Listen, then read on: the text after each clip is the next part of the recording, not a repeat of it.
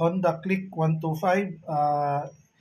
I-ano natin kung paano, i-discuss natin kung paano natin i-diagnose yung sira ba yung main power relay natin, tsaka yung starter relay, tsaka charging relay. No? Kung paano siya i-diagnose yung mga relay ng Honda Click 125. Yan, kailangan natin pag nag-test tayo ng relay ng Honda Click 125, kailangan natin ng battery, kailangan natin ng mga terminal para matest natin siya. Tsaka kailangan natin ng multi-tester para matest natin actual kung goods ba yung relay ng mga motor o kaya Honda Click 125. Hindi lahat ng pumipitik yung may tunog na pitik, hindi lahat goods yun. Tingnan natin kung may tumatawid siya. Yun ang titingnan natin.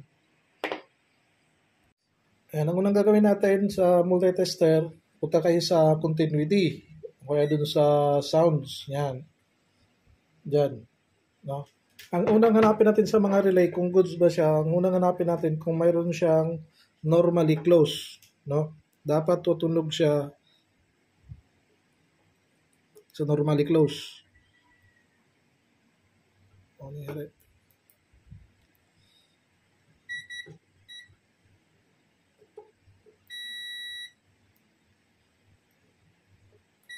Yan.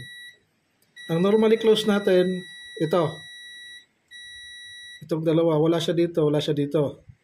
Kaya pag 5 pin tayo sa mga relay, ito starter relay ito ng Honda Click 125, starter relay tsaka charging relay.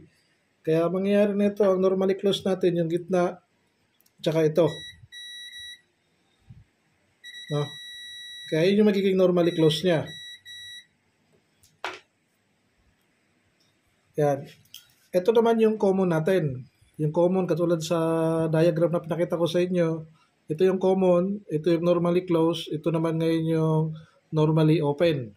Kaya pag nag-test kayo ng relay, hanapin kung 5 pin siya, hanapin nyo muna yung automatic yun, merong normally close yun. Kapag 5 pin siya, pag 4 pin ang relay, walang normally close yun, normally open lang siya. Kaya dito, matitest kagad natin dito kung goods yung normally close natin. Ito yung normally close natin. Yan. Ang normally open natin, walang contact, ito yung common natin. Now, para malaman natin kung goods yung common natin, isi-switch on natin tong dalawa. Lagyan natin to ng negative at saka positive. O magkabaliktaran man, walang problema. Reversible ang negative at saka positive niya. Kaya check natin siya ngayon. Pag nilagyan natin siya ng negative positive galing sa battery, pipitik dapat yung relay. Pag pitik ng relay ngayon, dapat magkakaroon ng continuity naman tong normally open natin. Mawawala naman siya, yung normally close niya, mawawala dapat yan. No, kaya isa sa mga pag-test natin yan kung paano tayo mag-test ng relay. Yan, kinabitan natin to ngayon. Ito ngayon, kinabitan natin ng negative to. Ito naman kabila, kakabit natin sa positive. Yan. Kung makikita nyo, marinig mo yung pitik. Ibig sabihin, goods naman ngayon yung relay natin. Pero huwag kayong magre-rely sa tunog na yun. Kasi marami na ako na-encounter na relay na tumutunog, pumipitik, pero hindi tumatawid yung normally close niya, tsaka yung common niya. Hindi tumatawid. Kaya check natin ngayon. Ngayon, naka-off yung relay natin ngayon. Hindi pa natin kinonek yung positive natin. Check natin ulit dito. Dapat itong dalawa walang continuity. Kasi ito yung common natin. Ito naman yung normally close at normally open at normally close yung sa gitna. Kaya tutunog dapat yung gitna. Ayan, tumunog. Dito wala dapat kasi naka-off yung relay natin. Kaya pag in-on ko to ngayon, sa positive, di-on natin ngayon. Pumitik. Ayan. Ayan, marinig mo, pumipitik yung relay. Fix mode natin. Ayan, pumipitik ngayon yung relay niya. Check natin to ngayon sa gitna.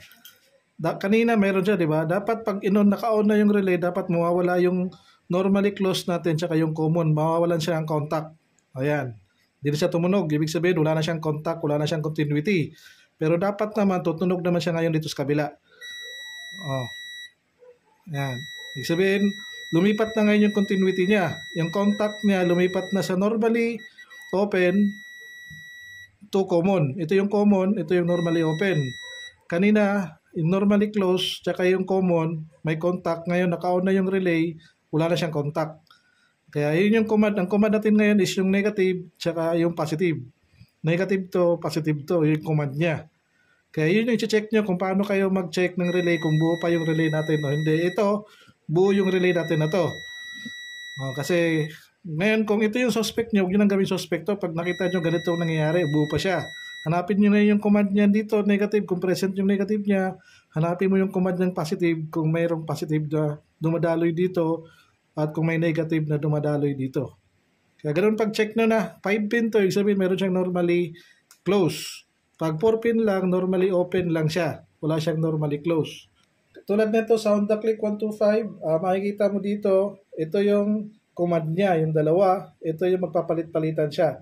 Kaya ibig sabihin, ito walang kontakto kasi naka-normally open siya. Wala siyang normally close. 4 pin lang kasi siya. Kaya check natin.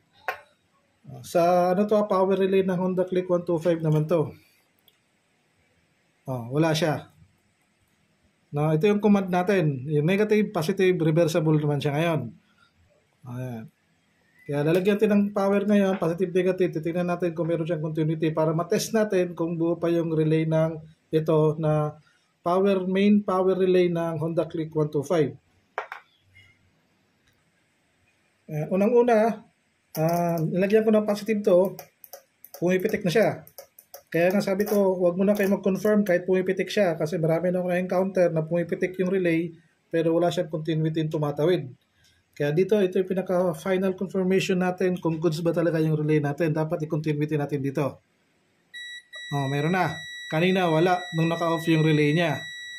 Ngayon meron na siya kasi naka-on na yung relay natin. Nilagyan natin ng command ng positive at command ng negative. Kaya nagka-on na yung relay natin, nagkaroon ng continuity yung normally open tsaka yung common. 4 pin lang siya, ibig sabihin normally open lang ang relay na to. Wala siyang normally close. Kaya yun yung paano pag-check ng relay natin na kung paano pag-check, kung paano mag-confirm kung buo ba yung mga relay natin o sira yung mga relay natin sa Honda Click 125.